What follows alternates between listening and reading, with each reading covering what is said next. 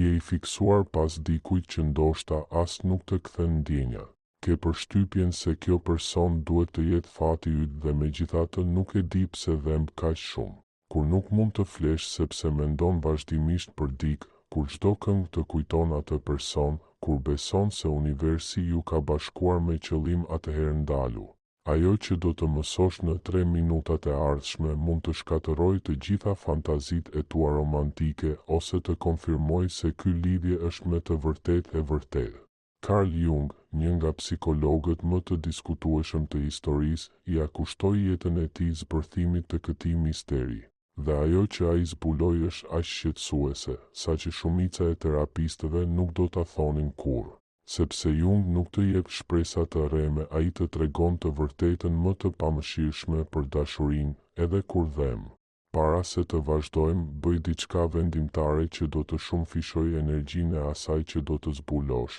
Abonohu tani në këtë kanal, sepse këtu flasim hapur për të vërteta që askush tjetër nuk i thotë. Jepi një pëlqim këtij videoji që më shumë njerëz të mund të gjejnë këtë informacion që ndryshon jetën. Dhe mbi të gjitha, shkruaj në komente emrin e personit për të cilin nuk mund të pushosh së menduari ose, nëse dëshiron ta mbash privat, shkruaj thjesht fjalën fati. Çdo veprim që bën tani krijon një rezonancë energjetike që do të forcojë gjithçka që do të kuptosh së shpejti. Bëje tani. Mos prit deri në fund, sepse ajo që vjen është aq e fuqishme sa duhet të zhytësh veten plotësisht në këtë proces. Sot, në vetëm pak minuta do të mësosh nëse ky person që të përvëlon nga brenda është vërtet fati yt ose manifestimi i plagës sate më të thellë që maskohet si dashuri. Dhe të paralajmëroj, ky informacion mund të shkatërrojë plotësisht historinë që i ke treguar vetes për këtë marrëdhënie. Je gati të përballesh me të vërtetën, sepse ajo që zbuloi Jung është kjo. 90% e njerëzve që mendojnë se po përjetojnë një dashuri të destinuar, në të vërtetë po përsërisin modele traumatike nga fëmijëria e tyre.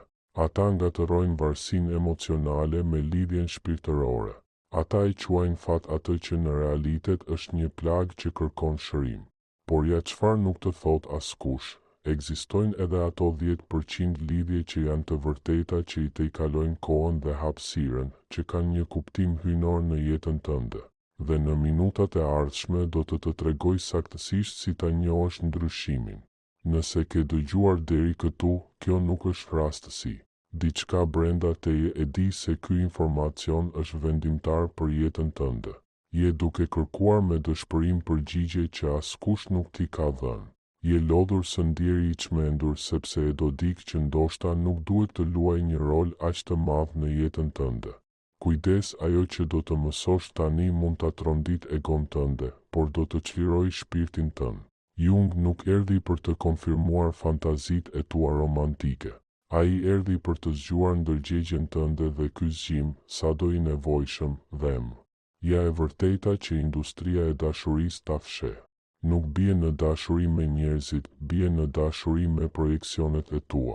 Personi që e konsideron të përsosur, në realitet pasqyron pjesë të psikikës sate që ende nuk i ke integruar. Ti sheh tek ai atë që ke nevojë të shohësh, jo atë që ai është me të vërtetë. E frikshme, apo jo? Sepse kjo do të thotë se gjithë ajo dashuri me shikim të parë, ajo lidhje e pashpjegueshme, ai ndjenjë se njiheni nga jeta të mëparshme mund të mos jetë asgjë tjetër veç se në vetdia jote që projekton plagët e pasgjidhura tek dikush. Por prit para se të panikohesh, Jung zbuloi gjithashtu diçka revolucionare.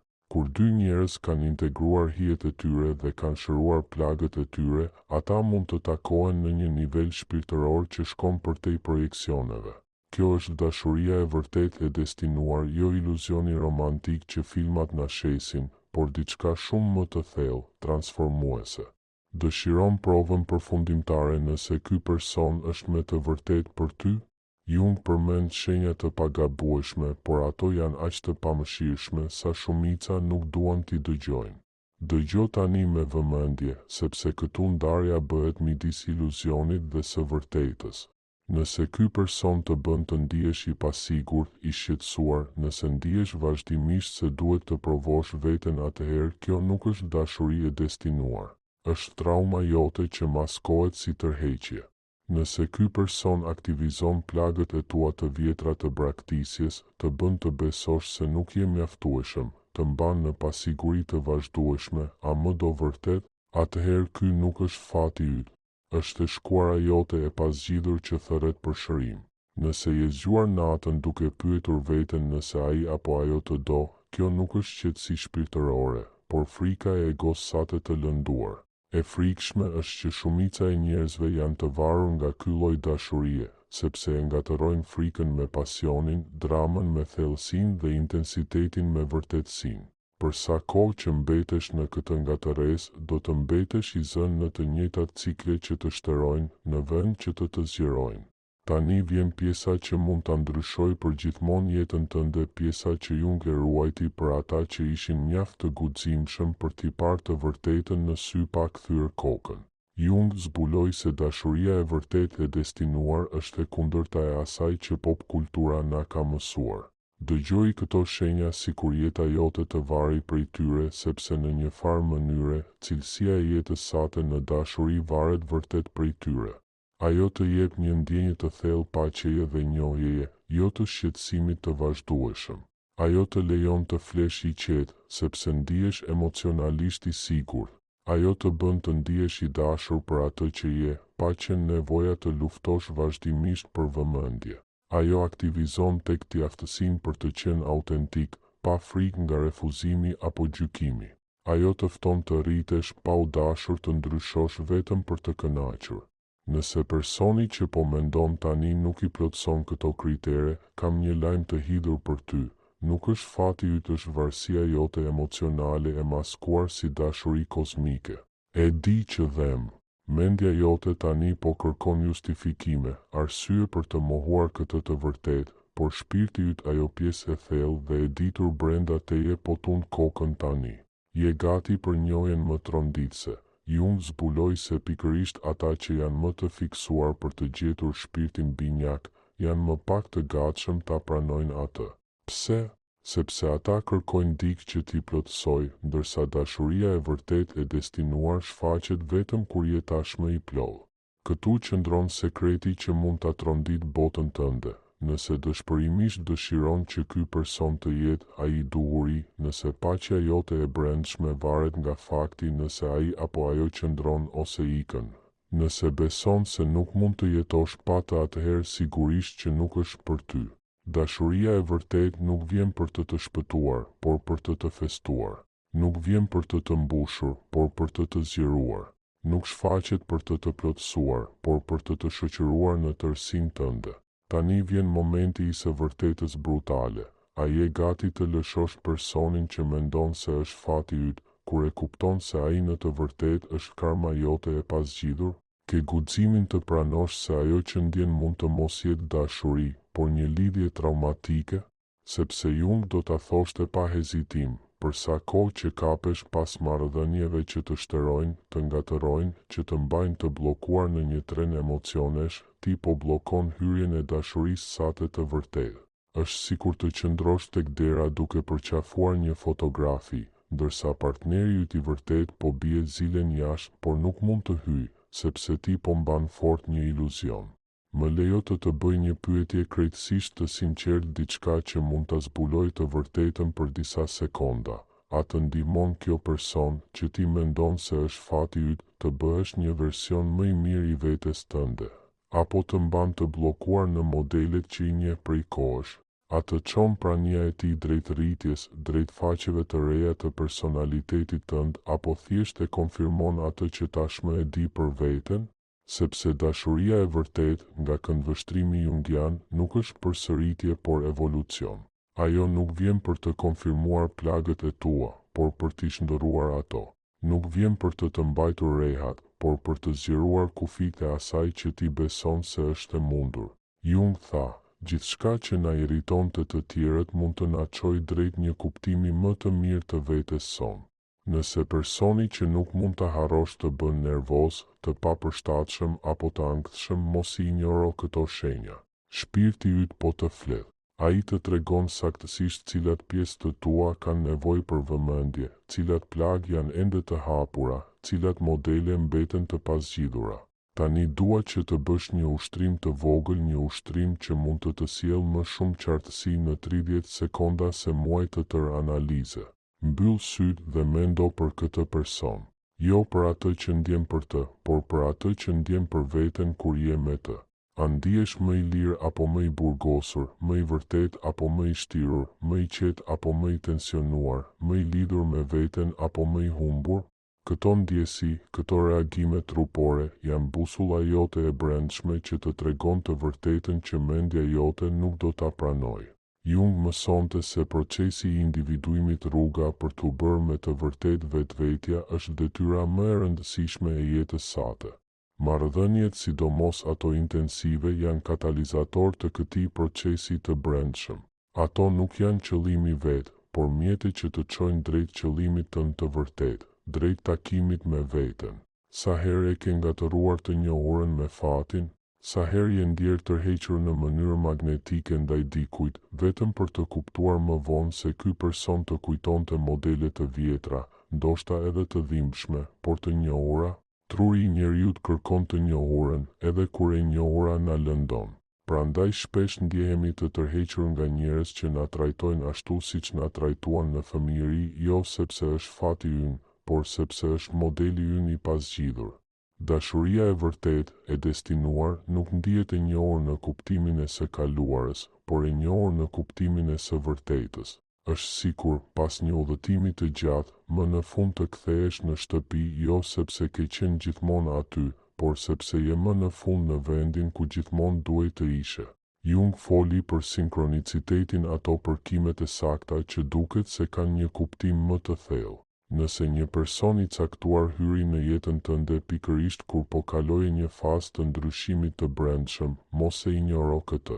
Shpirti flet përmes sinkroniciteteve, por edhe përmes heshtjes, qetësisë, atij ndjesie të lehtë, është e drejtë kështu, që nuk ka nevojë për arsye. Por sinkroniciteti nuk është garanci për qëndrueshmëri. Nganjëherë njerëzit hyjnë në jetën tonë në mënyrë sinkronike për të na sjellë një mesazh, për të hapur një derë, për të na treguar diçka për veten dhe pastaj largohen përsëri. Edhe kjo është plotësisht e drejtë. Jo çdo lidhje e thellë është e destinuar të zgjasë përgjithmonë. Disa janë të destinuara të ndryshojnë përgjithmonë. Një nga shenjat më të qarta se dikush është me të vërtetë i destinuar për ty, Jung e përshkroi kështu: mund të jesh plotësisht vetvetja me këtë person pa frikë nga gjykimi. Mund të tregosh hijet e tua, kundërshtitë e tua, frikrat e tua dhe në vend që të largohet, ky person qëndron dhe të ndihmon të integrosh këto pjesë. Dashuria e vërtet nuk ikën nga cenueshmëria jote, ajo e përqafon atë. Nuk tërhiqet kur çan të mban në krah ndërsa ti e bën. Nuk të gjykon për të metat e tua, por njeh në to njerëzimin tënd kompleks dhe të bukur. Nuk do të ndryshoj. Të do pikërisht sepse je ai që je duke përfshirë hijet. A e ke vënë re se kur e kërkon me dëshpërim dashurinë dhe beson se të duhet për të qenë i plot, gjithmonë tërheq marrëdhënie që të pasqyrojnë pikërisht mungesën tënde? Është sikur universi të pasqyron derisa të kuptosh se ajo që kërkon jashtë gjendet vetëm brenda teje. Por kur fillon të shërohesh nga brenda, të njohësh veten, të duash vërtet veten, dridhja jote ndryshon. Nuk tërheq më nga nevoja, por fillon të tërheqesh nga rezonanca. Atëherë shfaqen njerëzit që janë vërtet të destinuar për ty. Jung tha, kush shikon jashtë, ëndërron. Kush shikon brenda, zgjohet. Nëse deri tani e ke kërkuar fatin tënd në sytë e dikujt tjetër, ndoshta ka ardhur koha ta gjesh në sytë e tu. Sepse personi që është me të vërtet i destinuar për ty nuk është ai që të plotëson, por ai që e njeh se ti tashmë je i plot dhe zgjedh të ecë pranë teje. Ky është ndryshimi i thellë midis një lidhjeje karmike dhe një lidhjeje të destinuar. Ajo karmike vjen për të treguar modelet që duhet të thyesh, plagët që duhet të shërosh, mësimet që duhet të mësosh. Ajo mund të jetë intensive, dramatike, madje edhe varësuese, por qëllimi i saj është i përkohshëm. Kur e kupton mësimin, intensiteti zhduket, ndërsa lidhja e destinuar është ndryshe. Ajo vjen pa dramë, sjell një ndjesi të thellë njohjeje, atë ndjenjen e lehtë, më në fund je këtu. Ajo nuk i aktivizon plagët e tua për të torturuar, por për t'i shëruar ato. Ajo nuk të destabilizon, por të ndihmon të gjesh qendrën tënde të brendshme. Ajo nuk të bën të varur, të bën të lirë. Pengesa më e madhe për të njohur një lidhje të tillë është frika për të qenë i cenueshëm, për t'u parë plotësisht, frika se dikush do të braktisë kur të tregosh të vërtetën tënde.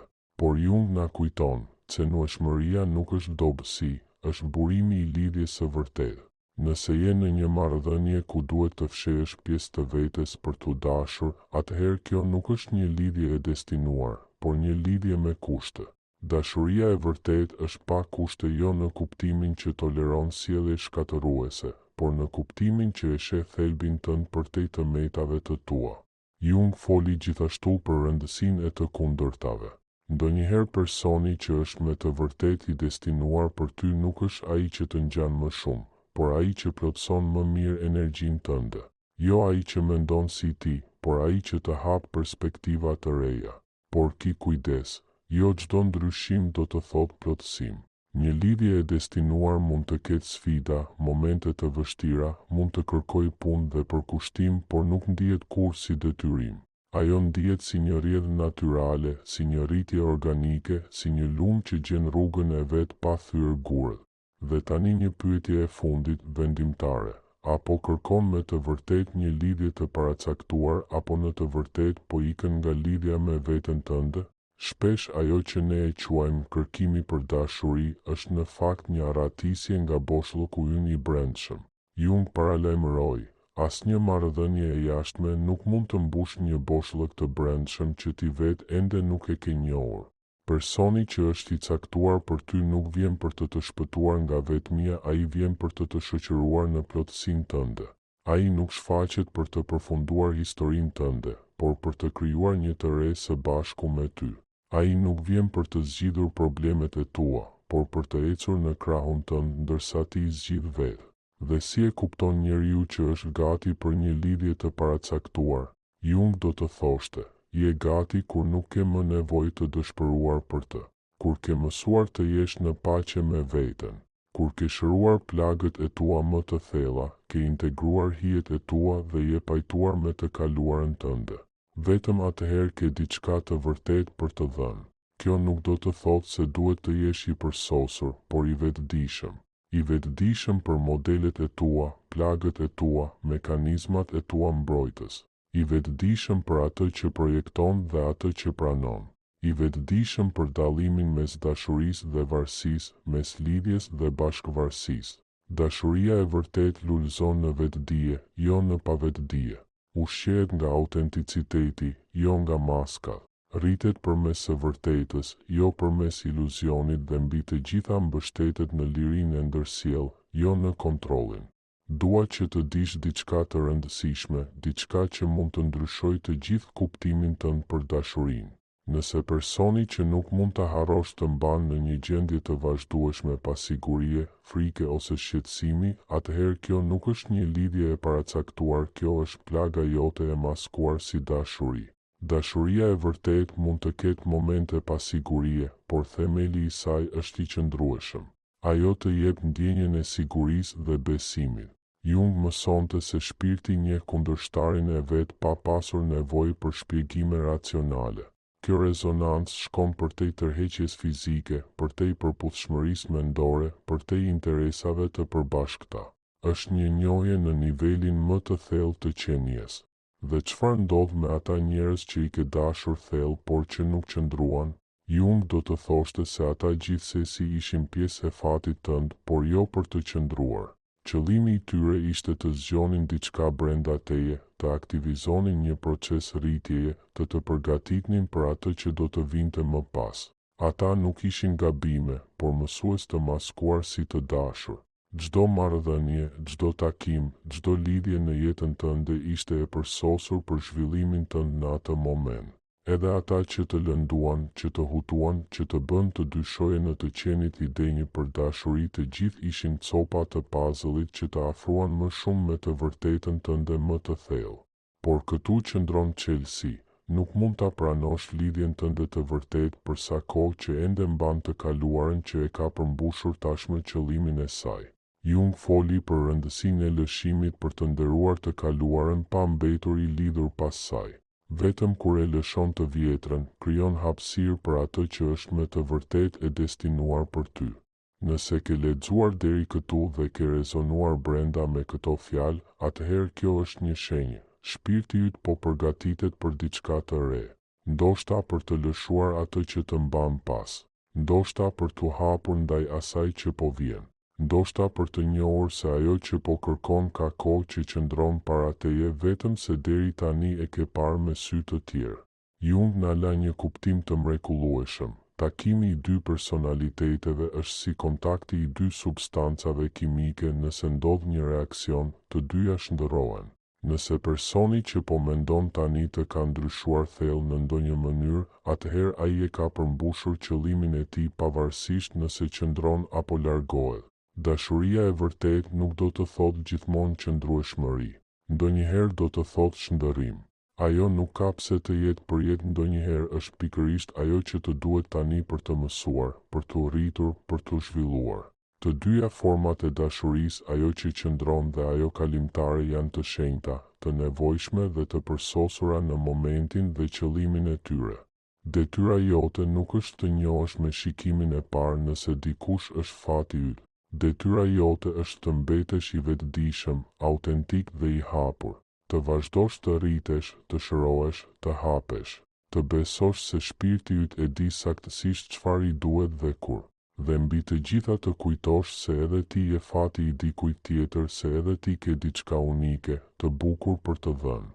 Se edhe ti meriton të jesh i dashur ashtu siç je me gjithë dritën dhe hijet e tua. Se edhe ti je i denjë për një lidhje që të feston, të respekton dhe të ndihmon të bëhesh versioni më i mirë i vetes tënde. Nëse këto fjalë të kanë prekur thellë, ndajini me dikë që e di se ka nevojë t'i dëgjojë. Sepse dashuria e vërtetë përfshin gjithashtu lidhjen tonë me njëri tjetrin, këtë komunitet shpirtrash që mblidhen këtu për t'u rritur, për t'u shëruar dhe për t'u zgjuar së bashku.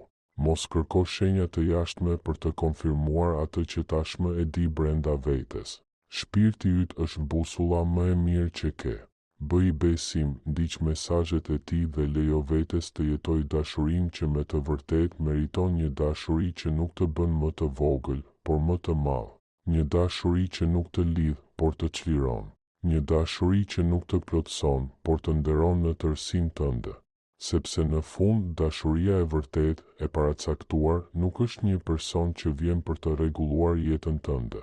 Ajo është vetë jeta, që të fton të duash veten aq shumë sa të zgjedhësh vetëm lidhje që e respektojnë vlerën tënde, nderojnë qenien tënde dhe ushqejnë shpirtin tënd. Kjo është, siç tha Jung, gjëja më revolucionare që mund të bësh. Të duash veten mjaftueshëm sa të mos pajtohesh më kurrë me më pak se sa meriton. Dashuria e vërtetë ekziston, por së pari duhet të bëhesh vetë fati që kërkon tek tjetri. Duhet të jesh paqja që shpreson të gjesh. Duhet të mishërosh plotësinë që dëshiron të marrësh. Jung kishte të drejtë kur tha, privilegji i një jete të tërë është të bëhesh ai që je me të vërtetë. Dhe kur ta kesh arritur këtë, dashuria e vërtetë nuk shfaqet si një kërkim i dëshpëruar, ajo shfaqet si një njohje natyrore, si dy shpirtra që tashmë janë të plotë dhe vendosin të krijojnë së bashku diçka edhe më të bukur.